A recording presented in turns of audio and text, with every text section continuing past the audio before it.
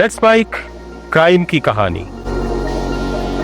1 साल होने को है और मैंने आपको अब तक बिहार और यूपी के बहुत सारे बाहुबलियों की कहानी सुनाई। ऐसे बाहुबली जिनका अपने शहर में वर्चस्व रहा है, जहां सिर्फ उनके ही नाम का सिक्का चलता था। जैसे बिहार के सिवान में साहेब ऑफ सिवान कहे जाने वाले साहबुद्दीन का सिक्का चलता था, वैसे ही यूपी के गाजीपुर में मुख्तार अंसारी का। लेकिन इलाहाबाद का बाहुबली अतीक अहमद इन सभी से बिल्कुल अलग था।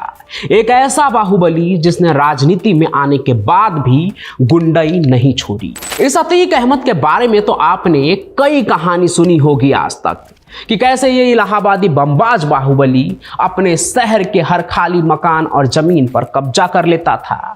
आतंक ऐसा था कि सोनिया गांधी के रिश्तेदार के जमीन पर भी कब्जा कर लिया। कैसे उसने संपत्ति बटोरने की धुन में कब्रिस्तान तक के जमीन को नहीं छोड़ा, उस पर भी कब्जा किया। और कैसे उसने इलाहाबाद में अपना आतंक बनाकर रखा, कायम रखा, लोगों को डराया धमकाया। कैसे उसने अपने वर्चस्व के लिए एक विधायक तक की सरेआम हत्या कर दी, वो भी तब जब वो खुद देश के संसद भवन का माननीय बन चुका था। लेकिन एक बात जान लीजिए, अतीक का रसूख भले ही इलाहाबाद तक सीमित था, लेकिन उसका सपना देश के सबसे बड़े लोगों में शामिल होना था।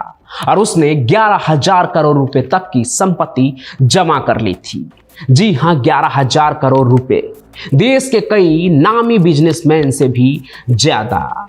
लेकिन अतीक का जो ये सपना था ना, बड़ा आदमी बनने का और दिखने का, उसी सिलसिले में उसने उत्तर प्रदेश के नोएडा में अपने लिए करोड़ों का एक बंगला बनवाया था, जिसका नाम उसने रखा था मन्नत। मुंबई के बांद्रा में शाहरुख खान के घर के तर्ज पर ही उसने ये नाम रखा था मन्नत, जहां से नोएडा में उस बंगले से अतीक की रंगबाजी चलती थी। उसके रंगबाजी का वो दौर था जब वो नोएडा में भी अपना खौफ फैला रहा था, क्योंकि बस इलाहाबाद तक में अतीक का पेट कहां भरने वाला था। लखनऊ से होते हुए अब अतीक का जलवा जो है, उसका आतंक, वो नोएडा में भी फैलने लगा था। और अपना आतंक फैलाने के लिए और जुर्म का साम्राज्य बड़ा करने के लिए उसके पास सिर्फ एक तरीका था, जमीन और मकान पर कब्जा कर लेना। लेकिन नोएडा कोई इलाहाबाद थोड़ी था जो किसी के मकान पर भी कब्जा कर लो जाकर। लेकिन अतीक भी तो अतीक था, वो तब तक एक एमपी बन चुका था, उसको दिल्ली में घर मिल चुका था जो एक सांसद को मिलता है। तो नोएडा में उसकी पहुंच अब और दूर तक बन गई थी। उससे भी बड़ी बात, यूपी में ही नोएडा है, जहां सरकार किसी का भी हो, लेकिन दबदबा तो अतीक का ही था। वो इसलिए क्योंकि वो इलाहाबाद का एक ऐसा बाहुबली था जिसका बहुत ही तगड़ा पॉलिटिकल कनेक्शन था। मुलायम और अखिलेश से लेकर मायावती तक के साथ उसके संबंध थे, और उस समय तो सरकार भी समाजवादी पार्टी की ही थी। तो बस नोएडा में भी जमीन और प्लॉट के लिए अतीक ने ऐसा आतंक मचाया कि वो एक किस्सा बन गया। लेकिन चूंकि यूपी में सरकार उसकी थी तो बात दब गई थी। लेकिन अब उसके मौत के बाद इसी नोएडा में उसके जुर्म की एक ऐसी कहानी निकल रही है जिसे शायद आज से पहले आपने कभी नहीं सुना होगा, कि अतीक अहमद ने कुछ ऐसा भी किया था देश की राजधानी से सटे नोएडा में, जहां अतीक अहमद एक सांसद होते हुए भी एक सरकारी अफसर के घर में घुसकर हथियार के दम पर आतंक मचाने लगा और कोई उसे छू भी नहीं पाया। आखिर क्या है वो कहानी, आइए आपको एकदम डिटेल में आज बताते हैं। तो ये साल 2005 की बात है, जब इलाहाबाद का माफिया डॉन अतीक अहमद नोएडा में अपनी धाक जमाने निकला था। संगम नगरी इलाहाबाद में तो पहले ही उसकी खौफनाक कहानियां कुख्यात थी, लेकिन अब उसके आतंक के निशाने पर नोएडा का एक बड़ा सरकारी अफसर आने वाला था। उस वक्त अतीक अहमद समाजवादी पार्टी का सांसद था, जैसा कि मैंने पहले भी बताया, और प्रदेश में मुलायम सिंह यादव की सरकार थी, यानी कि उसके ही पार्टी की सरकार थी। इस वजह से अतीक की ताकत और भी दुगनी थी। अतीक जो चाहता था वो करवा लेता था। गुंडा तो वो था ही, साथ में सत्ता की सरपरस्ती भी उसे मिल गई थी। अपने इसी ताकत के मद में चूर होकर वो नोएडा जैसे हाई प्रोफाइल इलाकों में भी अपने दबदबे को खुलेआम दिखाने लगा। जहां वो चाहता था कि नोएडा के सेक्टर 88 के आसपास में जो इंडस्ट्रियल प्लॉट्स है वो उसके करीबी लोगों को ही मिले, उनके नाम से ही अलॉटमेंट निकले। इसके लिए उसने सीधे नोएडा अथॉरिटी के चेयरमैन राकेश बहादुर पर दबाव डालने का फैसला किया। फिर एक दिन अतीक अहमद अपने कुछ साथियों के साथ नोएडा के वीआईपी सेक्टर 14A में पहुंचा, जहां उसने नोएडा और ग्रेटर नोएडा के तत्कालीन चेयरमैन राकेश बहादुर से मिलने की जानकारी उनके कार्यालय को दे दी। ये वो दिन था जब उस समय नोएडा के प्राधिकरण के कई अधिकारी जो है ना, वो चेयरमैन राकेश बहादुर के घर पर ही, उनके आवास पर ही मौजूद थे, जहां अतीक गुंडई करते हुए बिना किसी अपॉइंटमेंट के जा धमका।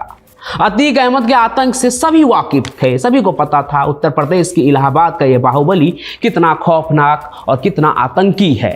इसके साथ ही वो ये भी जानते थे कि अतीक अहमद चाहता क्या है उनसे, जो सही नहीं था असल मायने में। इसलिए जैसे ही अतीक आया चेयरमैन से मिलने के लिए, उन्होंने इनकार कर दिया मिलने से और बहाना ये बनाने को कह दिया अपने अफसरों से या अपने जो स्टाफ थे उनको कि बोलो कि चेयरमैन साहब घर पे नहीं हैं।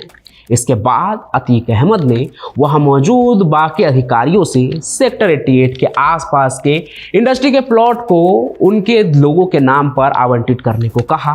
लेकिन जब अधिकारियों ने ये जाहिर कर दिया कि ऐसा होना तो मुमकिन नहीं है, तो अतीक का गुस्सा जैसे फूट ही गया। फिर जिस अतीक को वहां से वापस जाने को कहा गया, वो अपने हथियारबंद साथियों के साथ चेयरमैन राकेश बहादुर के घर में धावा बोल देता है, उनके ड्राइंग रूम में रखे कुर्सी पर जाकर बैठ जाता है और पूरे घर को ही हॉस्टेज बना लेता है। यानी चेयरमैन राकेश बहादुर को उनके ही घर में अतीक ने बंधक बना लिया। लेकिन वो डर के मारे अतीक के सामने नहीं आते हैं और कमरे में ही छिपे रहते हैं। इधर ड्राइंग रूम में अतीक आराम से बैठा होता है और उसके गुर्गे तोड़ फोड़ मचा रहे होते हैं, गाली गलौज कर रहे होते हैं। अब आपको ये सब ना कोई फिल्म का सीन लग रहा होगा, जैसे साउथ के फिल्मों में होता है ना कि कोई अपना दबदबा दिखाते हुए सरकारी अफसर के घर में घुस जाता है। लेकिन ये उत्तर प्रदेश की नोएडा में अतीक के आतंक की असली कहानी है, वो सच्चाई जो अब सामने आ रही है। अतीक वहीं बैठा इंतजार करने लगा कि जब तक चेयरमैन उससे मिलेगा नहीं तब तक वो वहां से जाएगा नहीं। मतलब वो अपनी बात मनवाने के लिए वहां बैठा था और चेयरमैन अपने ही घर में छिपे बैठे थे, क्योंकि वो अतीक के सनकपन से वाकिफ थे कि वो कुछ भी कर सकता है, इसलिए छिपे रहना ही सही है। अतीक ने उन्हें लगभग 2 घंटे तक घर में बंधक बनाकर रखा। इस बीच उनके गिरोह के लोग जो है वो तोड़फोड़ मचाते रहे, गालियां दी, चेयरमैन के स्टाफ को धमकाया, डराया और फिर अंत में वहां से चला गया। इस घटना के बाद जैसे ही खबर बाहर निकली, अधिकारियों के बीच हड़कंप मच गया। यूपी की ब्यूरोक्रेसी डर के साए में आ गई कि अगर ऐसा ही करता रहा अतीक तो हमारे होने का क्या मतलब है। फिर उस समय ग्रेटर नोएडा के एक अधिकारी थे, हरीश वर्मा, जिन्होंने कुछ अधिकारियों से अतीक के खिलाफ एफआईआर दर्ज करने को कहा। उस समय एफआईआर भी दर्ज हुई थी, लेकिन उसके बाद क्या हुआ ये कोई नहीं जानता है। कहते हैं मामला दब गया, लेकिन कहते तो ये भी हैं कि राकेश बहादुर जो थे वो अमर सिंह के खास थे और उस वक्त अमर सिंह ना केवल यूपी बल्कि केंद्र सरकार उनकी सत्ता की भी एक धुरी थे। इसलिए जब अफसरों ने अमर सिंह से अतीक के मामले की शिकायत की तो सारी घटना अमर सिंह को बताई गई कि क्या कैसे अतीक ने किया। तो बाद में ये मामला तत्कालीन मुख्यमंत्री मुलायम सिंह यादव के सामने भी पहुंचा और अमर सिंह ने अतीक अहमद को लखनऊ बुलाकर मुलायम सिंह यादव के सामने में खूब फटकार लगाई। यानी कि सत्ता के जो आला कमान थे वो एक बाहुबली जो उनके ही सांसद थे उनको फटकार लगा रहे थे, लेकिन कार्रवाई कुछ नहीं हुई। कोई अतीक अहमद को छू भी नहीं पाया और अतीक को तो इन सभी चीज़ों से जैसे कोई फर्क ही नहीं पड़ा। क्या फर्क पड़ने वाला था, वो पहले भी इस तरह की घटनाओं को अंजाम दे चुका था और आगे भी ऐसा करता रहा। अतीक अहमद एक ऐसा भूमाफिया था जिसने ना साहित्यकार के जमीन को छोड़ा और ना ही गांधी परिवार के जमीन को। जिस जमीन पर उसकी नजरें जाती वो उसे हथियाने की पूरी कोशिश करता।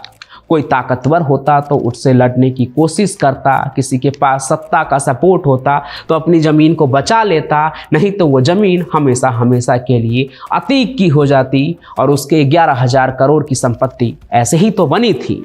लेकिन जिस तरह से उसने 21वीं सदी में भी नोएडा में अपना आतंक मचाया और बचा रह गया, उस पर कोई कार्रवाई नहीं हुई और उसकी सच्चाई अब उसके मौत के बाद बाहर आ रही है, तो ये सरासर उस समय की पुलिस और सरकार की नाकामी को दिखाता है, जो अपने सरपरस्ती में गुंडों को पालते थे। बाकी आप इस विषय पर क्या सोचते हैं, आपको क्या लगता है, वो भी कमेंट में जरूर बताइएगा। इस कहानी को लाइक कीजिए, ज़्यादा से ज़्यादा शेयर कीजिए। हमारे इस चैनल को सब्सक्राइब भी आप जरूर कर लीजिए, ताकि ऐसी ही कहानियां जब मैं लेकर आऊं तो वो आप तक पहुंचे। आप किस तरह की कहानी देखना चाहते हैं वो भी नीचे कमेंट कीजिए। कोई सवाल हो तो वो भी पूछिए, हम उस सवाल का जवाब आपको अगले वीडियो में या अपने लाइव सेशन में जरूर देंगे। बाकी मैं पंचम प्रकाश साहब से मिलता रहूंगा किसी और सफर में, किसी और क्राइम की कहानी के साथ, किसी और डॉन बाहुबली की कहानी के साथ। तब तक के लिए आपका बहुत बहुत धन्यवाद। आप सुन रहे थे let's mind more than radio. Follow कीजिए हमें हमारे सोशल मीडिया प्लेटफॉर्म्स पर। It's time for news. It's time for more than radio. Presenting the first radio news app let's mind. Let's Mic, a news-based app on your phone where you get to watch and listen news, talk shows, interviews, radio show podcasts. On Let's Mic, you get all relevant information of TV, print, radio, podcast, and digital. Let's Mic talks about every segment of life.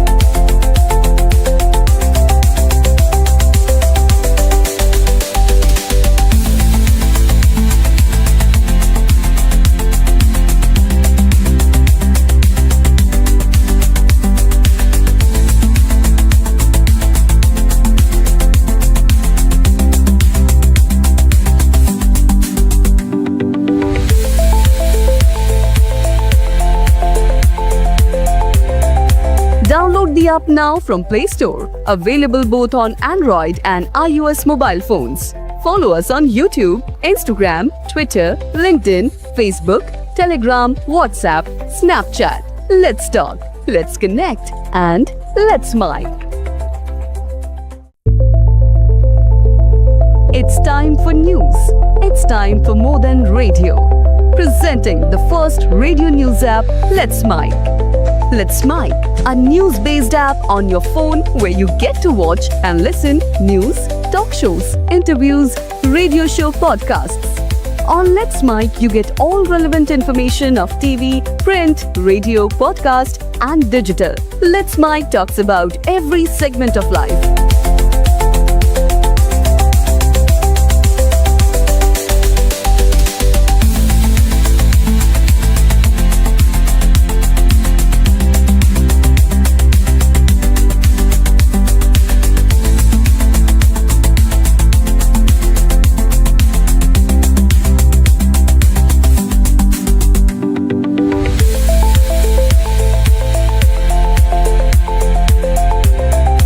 Download the app now from Play Store. Available both on Android and iOS mobile phones.